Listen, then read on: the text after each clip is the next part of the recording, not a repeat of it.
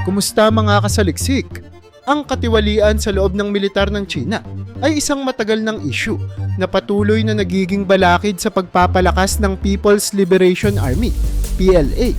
Sa ilalim ng kasalukuyang administrasyon ni Xi Jinping, inilunsad ang malawakang kampanya laban sa korupsyon upang linisin ang hanay ng mga opisyal. Gayunpaman sa kabila ng mahigpit na reformang ito, patuloy pa ring lumalabas ang mga kaso ng katiwalian sa pinakamataas na antas ng militar. Maraming general at matataas na opisyal ang nahaharap sa mga aligasyon ng pandarambong, pagsasabwatan at pang-aabuso sa kapangyarihan na hindi lamang nagpapahina sa moral ng hukbo, kundi nagdudulot din ng malaking implikasyon sa pambansang seguridad ng China. Isa sa mga pangunahing issue ng katiwalian sa loob ng PLA ay ang pag-aari ng mga lihim na kayamanan ng mga general at matataas na opisyal. Maraming ulat ang nagsasabing ang ilang general ay mayroong mga ari-arian sa loob at labas ng China na hindi maipaliwanag kung paano nila nakuha, lalo na kung ibabatay sa kanilang opisyal na sahod bilang mga lingkod ng Estado. Ang ilan ay mayroong malalaking bahay sa Hong Kong, Macau at maging sa mga bansa sa kanluran na kadalasang nakarehistro sa pangalan ng kanilang mga asawa, anak o malalapit na kamag-anak upang maiwasan ang pansin ng mga autoridad. Hindi rin kakaiba ang pagkakaroon ng malalaking deposito sa mga dayuhang bangko, pati na rin ang pagkakaroon ng mga mamahaling sasakyan at negosyo na hindi tugma sa kanilang pinansyal na kakayahan bilang mga opisyal ng gobyerno. Ang ganitong klase ng yaman ay nagmumula sa iba't ibang iligal na transaksyon, kabilang ang suhulan mula sa mga negosyante, maanumalyang bidding sa mga proyekto, at pagbebenta ng military intelligence sa ibang mga entidad. Ito ay nagpapakita ng malalim na ugat ng katiwalian sa loob ng PLA, kung saan ang mga opisyal na dapat ay tagapagtanggol ng bayan ay nagiging ganid at inuuna ang kanilang personal na interes. Bukod sa iligal na yaman, isa pang talamak na issue ay ang pagbebenta ng posisyon sa loob ng militar. Ang promosyon sa loob ng PLA ay dapat batay sa galing, dedikasyon, at karanasan ng isang sundalo. Gayunpaman sa loob ng maraming taon, lumitaw ang kultura ng bayaran para sa promosyon, kung saan ang mga nais umangat sa ranggo ay kailangang magbigay ng malaking halaga ng pera sa mga opisyal na nasa mataas na posisyon.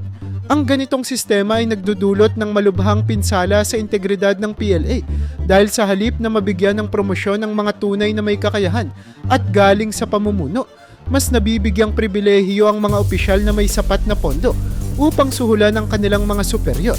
Dahil dito, bumababa ang kalidad ng liderato sa loob ng militar at lumalakas ang sistemang padrino, kung saan mas pinahahalagahan ang koneksyon kaysa sa merito.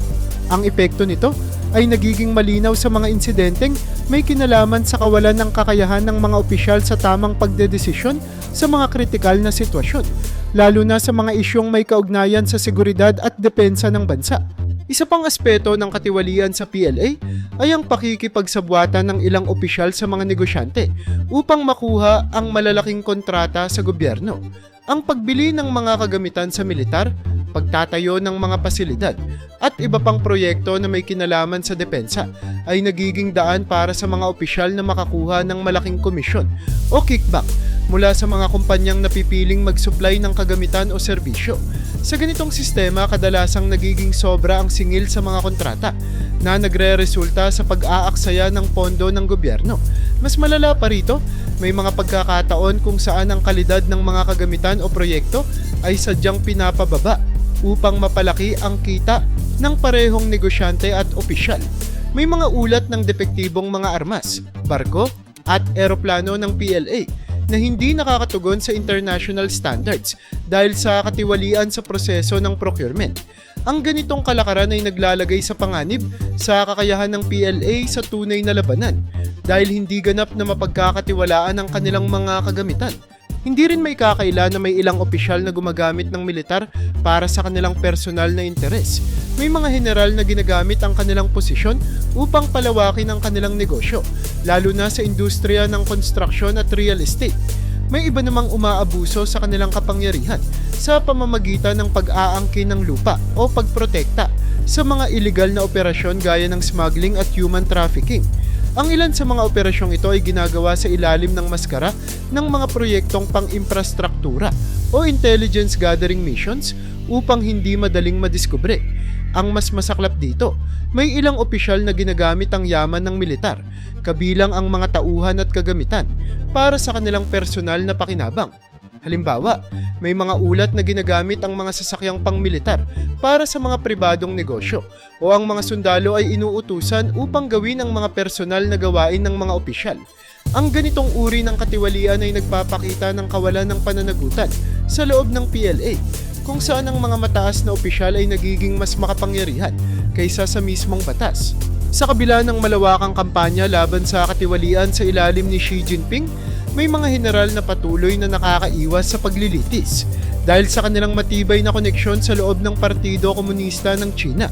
Nagagawa nilang umiwas sa mga investigasyon o kaya naman ay binibigyan sila ng mas magaan na parusa kung sakaling mahuli. Ang ilan ay nakakatakas sa pamamagitan ng pagtakas palabas ng bansa, habang ang iba naman ay nakakahanap ng proteksyon sa loob ng sistema.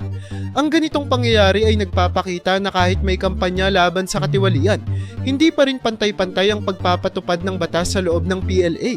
May ilan na ginagamit ang kampanya ni Xi Jinping bilang isang paraan upang tanggalin lamang ang mga opisyal na hindi niya kaalyado, habang ang iba naman ay pinoprotektahan dahil sa kanilang malapit na kaugnayan sa gobyerno. Dahil dito, patuloy pa ring umiiral ang kultura ng korupsyon sa loob ng PLA na naglalagay sa seguridad ng China sa panganib. Ang katiwalian sa loob ng PLA ay hindi lamang isang issue ng panloob na pamamahala, kundi isang seryosong banta sa katatagan ng buong rehiyon. Ang kawalan ng integridad sa hanay ng mga opisyal ng militar ay maaaring humantong sa mas matinding tensyon sa mga kapitbahay ng China, lalo na sa usapin ng West Philippine Sea. Sa isang hukbong sandatahan na puno ng katiwalian, mahirap masabi kung tunay ngang kayang ipagtanggol ng PLA ang kanilang bansa sa panahon ng kagipitan.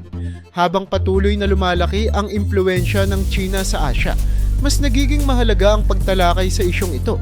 Dahil sa huli, ang isang hukbong may tiwaling liderato ay hindi kailanman magiging isang tunay na malakas na puwersa.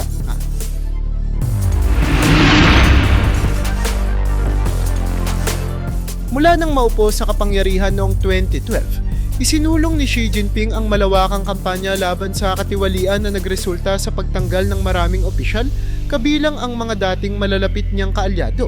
Ang kampanyang ito ay naglalayong linisin ang Partido Komunista ng China, CPC, at ang People's Liberation Army, PLA, mula sa mga tiwaling elemento upang mapanatili ang integridad at katapatan sa pamumuno ni Xi.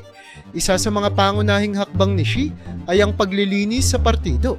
Sa ilalim ng kanyang pamumuno, inilunsad ang malawakang kampanya laban sa katiwalian na nagresulta sa pagtanggal ng maraming opisyal, kabilang ang mga dating malalapit niyang kaalyado.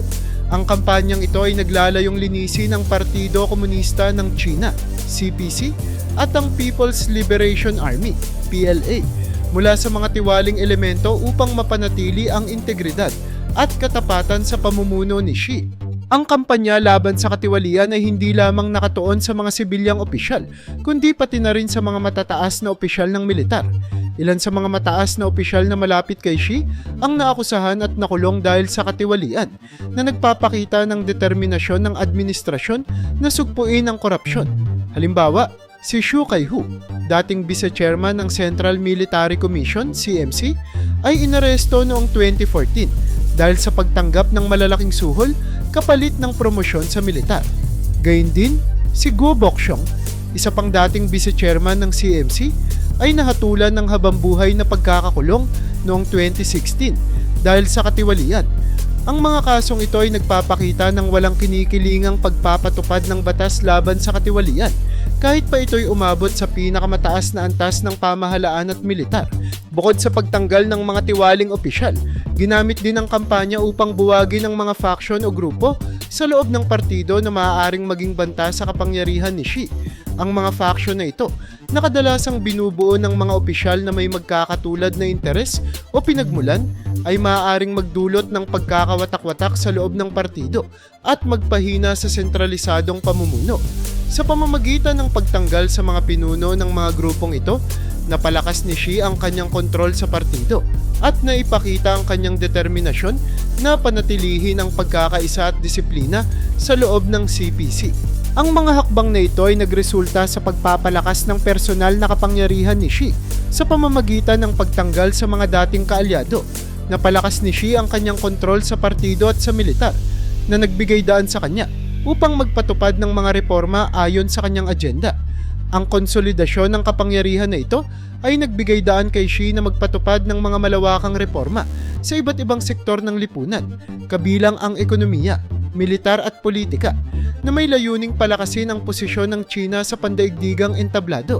Kasama sa mga reforma ni Xi ang pagbabago sa istruktura ng militar upang masiguro ang katapatan ng sandatahang lakas sa partido at sa kanyang pamumuno. Noong 2015, inihayag ni Xi ang malawakang reforma sa PLA na nagresulta sa pagbabago ng istruktura ng militar, kabilang ang pagbuwag sa 4 na general departments at ang paglikha ng bagong command structure na nakatuon sa joint operations. Ang layunin ng mga pagbabagong ito ay gawing mas moderno at epesyente ang PLA, habang tinitiyak na ang sandatahang lakas ay mananatiling tapat sa partido at sa pamumuno ni Xi. Sa kabila ng mga tagumpay ng kampanya laban sa katiwalian, may mga kritiko na nagsasabing ginagamit ito ni Xi upang patahimikin ang mga potensyal na kalaban at palakasin ang kanyang personal na kapangyarihan. Gayunpaman, hindi may kakaila na ang mga hakbang na ito ay nagresulta sa malawakang pagbabago sa loob ng partido at militar na may layuning palakasin ang integridad at kahusayan ng mga institusyong ito.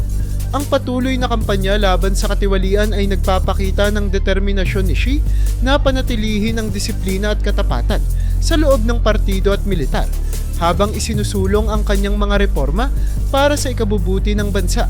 Sa kabuuan, ang kampanya laban sa katiwalian na isinulong ni Xi Jinping ay nagresulta sa malawakang pagbabago sa loob ng Partido Komunista ng China at ng People's Liberation Army sa pamamagitan ng pagtanggal sa mga tiwaling opisyal, pagbuwag sa mga faction, at pagbabago sa istruktura ng militar. Napalakas ni Xi ang kanyang kontrol sa mga institusyong ito at naipakita ang kanyang determinasyon na isulong ang mga reforma para sa ikabubuti ng bansa.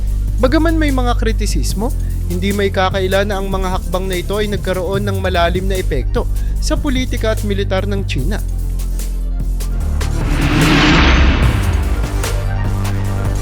Ang patuloy na agresibong pagkilos ng China sa West Philippine Sea ay may malalim at malawakang epekto hindi lamang sa internasyonal na komunidad, kundi pati na rin sa mismong sandatahang lakas ng China.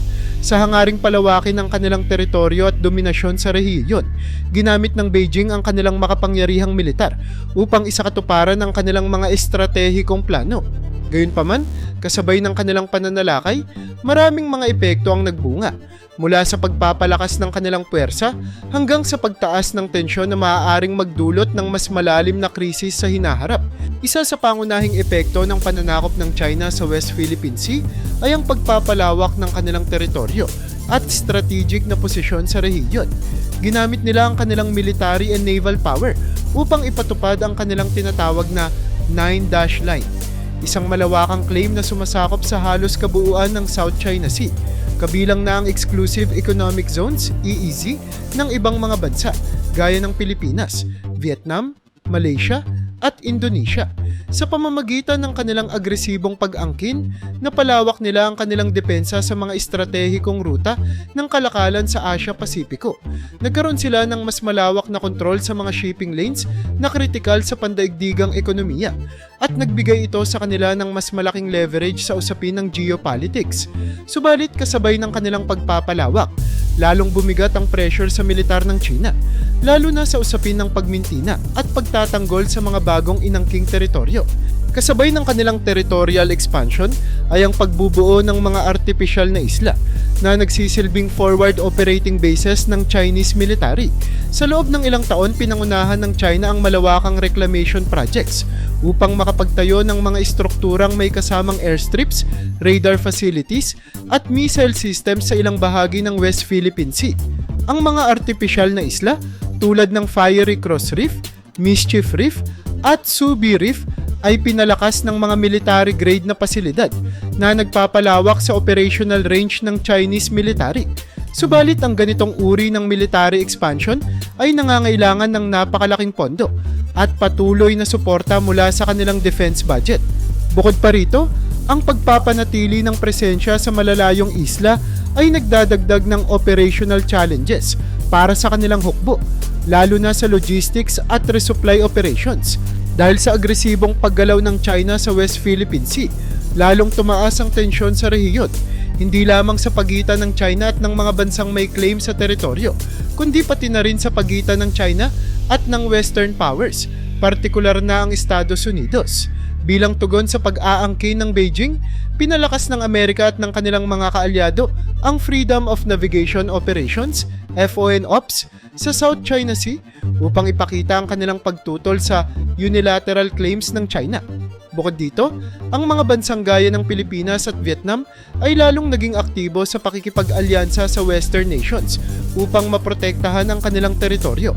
Ang pagtaas ng tensyon ay naglalagay sa militar ng China sa isang mahirap na posisyon dahil kailangang balansihin nila ang kanilang pangangailangan na ipakita ang lakas laban sa posibilidad ng isang malakihang sagupaan na maaaring humantong sa diplomatic at economic repercussions.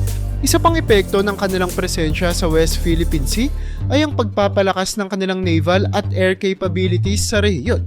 Dahil sa patuloy na panghihimasok ng China sa mga pinag-aagawang teritoryo, nagkaroon sila ng pagkakataong gamitin at i-modernize ang kanilang hukbong dagat at hukbong panghimpapawid. Naging mas agresibo ang kanilang pagpapaunlad ng mga advanced naval vessels, submarines at stealth aircraft upang palakasin ang kanilang military posture sa rehiyon. Gayunpaman, ang mabilis na military build-up ay may kaakibat ding problema. Una, ang paglalaan ng napakalaking pondo sa military expansion ay maaaring makasama sa ekonomiya ng China, lalo na kung patuloy na humihina ang kanilang financial standing. Pangalawa, ang paglawak ng kapangyarihan ng militar ay nagdulot din ng pagtaas ng katiwalian sa hanay ng mga opisyal dahil maraming proyekto ang nagiging daan upang magkaroon ng under-the-table deals at ghost transactions. Huli ngunit hindi pinakamaliit, isa sa pinakamahalagang dahilan ng pagsakop ng China sa West Philippine Sea ay ang pagkuha ng access sa mga likas na yaman ng rehiyon, partikular na ang langis, natural gas at yamang dagat. Dahil sa patuloy na paglaki ng populasyon ng China at pagtaas ng kanilang energy demands, naging mahalaga para sa kanila na makahanap ng bagong mapagkukunan ng enerhiya. Ang West Philippine Sea ay kilala sa pagiging mayaman sa hydrocarbons at iba pang mineral resources, kaya naman hindi nakapagtataka kung bakit ipinaglalaban ito ng China ng walang pag-aalinlangan. Subalit ang agresibong pag-angkin sa yaman ng rehiyon ay nagbunga rin ng diplomatic tension sa mga bansang may lehitimong claim sa mga likas na yaman. Bukod dito, ang militar mismo ng China ay kinakailangang tumutok hindi lamang sa proteksyon ng kanilang mga oil rigs at exploration ships, kundi pati na rin sa mga posibleng atake mula sa ibang bansa o maging mula sa lokal na populasyon na tutol sa kanilang presensya. Sa kabuuan, bagaman maaaring makita ang pananakop ng China sa West Philippine Sea bilang isang military success sa unang tingin, ang malalim nitong epekto sa kanilang sandatahang lakas ay hindi maaaring baliwalain. Habang lumalawak ang kanilang kontrol, mas lumalaki rin ang pressure sa kanilang military resources, mas dumarami ang hamon sa kanilang logistics, at mas tumitindi ang geopolitical tensions na maaaring humantong sa mas matinding hidwaan sa hinaharap.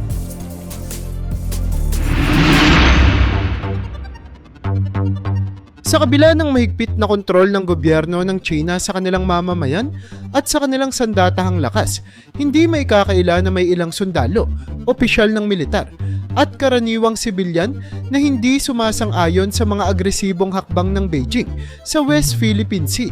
Bagamat ipinapakita ng China ang tila solidong suporta ng kanilang hukbo at mamamayan sa kanilang mga territorial claims, ang katotohanan ay may lumalaking hidwaan sa loob mismo ng bansa. May ilang opisyal at ordinaryong mamamayan na hindi kontento sa direksyong tinatahak ng kanilang gobyerno at dahil dito, posible silang kumampi o sumimpatiya sa Pilipinas sa usapin ng West Philippine Sea. Isa sa mga pangunahing dahilan ng posibleng pagsuporta ng ilang Chino sa Pilipinas ay ang pagkakaiba sa ideolohiya pagdating sa territorial disputes. Hindi lahat ng opisyal sa gobyerno ng China ay sumasang-ayon sa agresibong pamamaraan ng Chinese Communist Party CCP, sa pag-angkin ng mga teritoryo. Sa loob mismo ng militar, may mga opisyal na mas naniniwala sa diplomasya kaysa sa pananakop bilang paraan ng pagpapalakas ng impluwensya ng China sa rehiyon. Ang ilan sa kanila ay nakikita ang kasalukuyang estratehiya ng Beijing bilang labis na mapanganib at maaaring magdulot ng matinding backlash sa internasyonal na komunidad. Bukod dito, may ilang Tsino, lalo na ang mga intelektual at mga edukadong opisyal, na naniniwala sa prinsipyo ng pandaigdigang batas at hindi sumasang-ayon sa paggamit ng dahas upang ipilit ang territorial claims. Para sa kanila, mas mainam ang mapayapang resolusyon sa mga sigalot sa halip na militarisasyon na nagdudulot ng tensyon at panganib sa buong rehiyon. Bukod sa ideolohiya, may ilang opisyal ng militar at ordinaryong mamamayan ng China na may personal na koneksyon sa Pilipinas na maaaring mag-udyok sa kanila na magkaroon ng simpatya sa bansa. Ang matagal ng ugnayan ng Pilipinas at China sa larangan ng negosyo, migrasyon at kultura ay nagbunga ng malalalim na koneksyon sa pagitan ng dalawang bansa. Maraming Chinese nationals ang may kamag-anak sa Pilipinas o may negosyo sa bansa.